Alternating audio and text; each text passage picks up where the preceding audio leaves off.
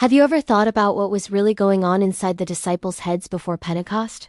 We often see them as giants of the faith, but the Bible paints a very different picture. Before the Holy Spirit arrived, they were just human. They were emotionally fragile. Think about what they had just been through. They witnessed the traumatic arrest and brutal crucifixion of Jesus, their leader and friend. They were hiding, terrified of being next.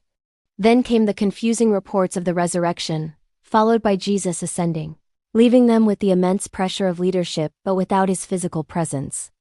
Acts chapter 1 shows them huddled in an upper room, praying, waiting, and totally unsure of what the future held.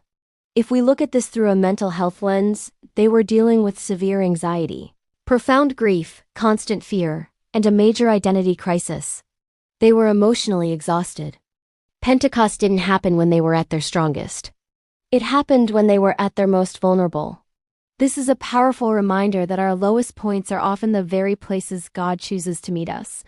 Then everything changes.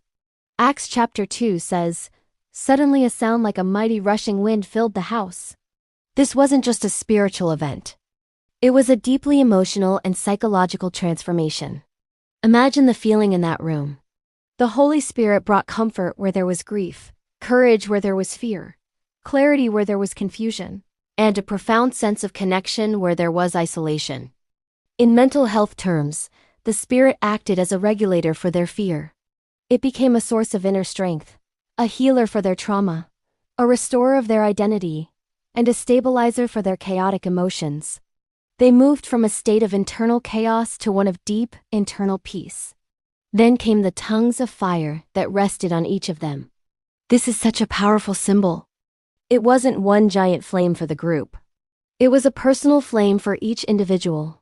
This signifies that God sees you personally. He empowers you individually. He affirms your unique purpose. In the Bible, fire often represents purification and transformation. Emotionally, this was the moment their shame was burned away.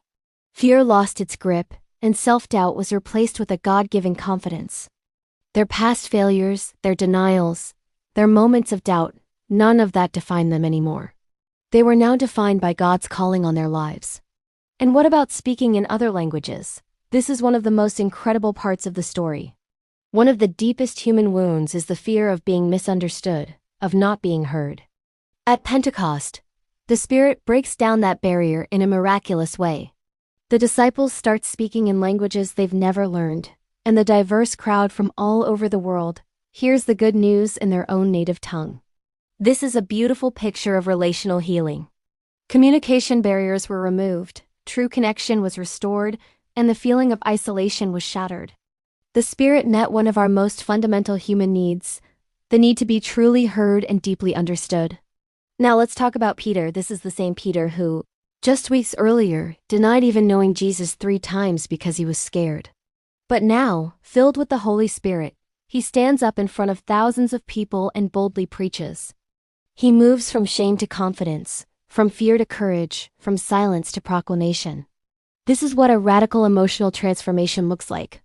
This is what happens when our emotional wounds are met with divine empowerment.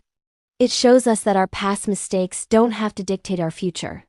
And finally, Pentecost gave birth to a community. Acts 2 describes this new church. They devoted themselves to teaching, they shared meals, they prayed together, and they supported one another, making sure everyone's needs were met.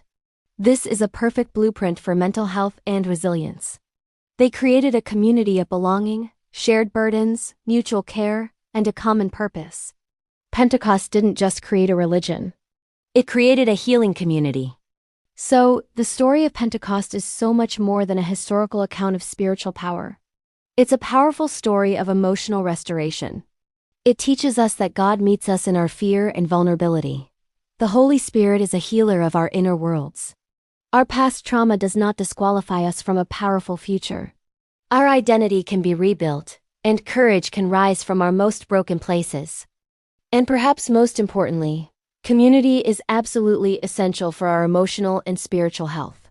The same Spirit that filled the disciples is available to us today, ready to bring that same comfort, clarity, courage, and connection into our lives. Thanks for watching.